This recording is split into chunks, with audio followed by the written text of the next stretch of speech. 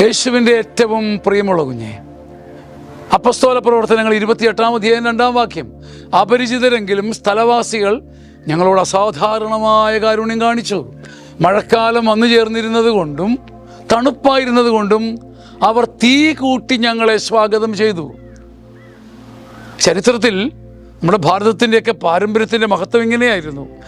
അപരിചിതരായിരുന്നെങ്കിലും ക്രിസ്ത്യാനികളോട് ഭാരതം, ഇവിടുത്തെ ദേശവാസികൾ അസാധാരണമായ കാരുണ്യം കാണിച്ചു. മഴക്കാലം വന്നു ചേർന്നിരുന്നത് കൊണ്ടും തണുപ്പായിരുന്നത് കൊണ്ടും തീ കൂട്ടി സ്വാഗതം ചെയ്തു.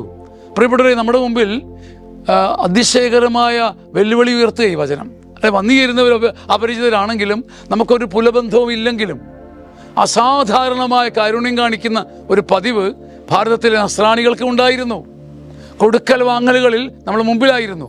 വെറുതെ പഞ്ചാര പുഞ്ചിരിയോടെ സ്വാഗതം ചെയ്യുക മാത്രമല്ല, മഴക്കാലം വന്നു ചേർന്നിരുന്നത് കൊണ്ടും തണുപ്പായിരുന്നത് കൊണ്ടും തീ കൂട്ടി സ്വാഗതം ചെയ്തു. ഡൂയിങ് ദ വെരി ബെസ്റ്റ്, ചെയ്യാവുന്നതെല്ലാം ചെയ്യുന്ന, ചങ്ക് പറിച്ചു കൊടുക്കുന്ന ക്രിസ്തുവിൻ്റെ കാരുണ്യം ഇന്ന് സാക്ഷിക്കാൻ നമുക്ക് കടമയുണ്ട്.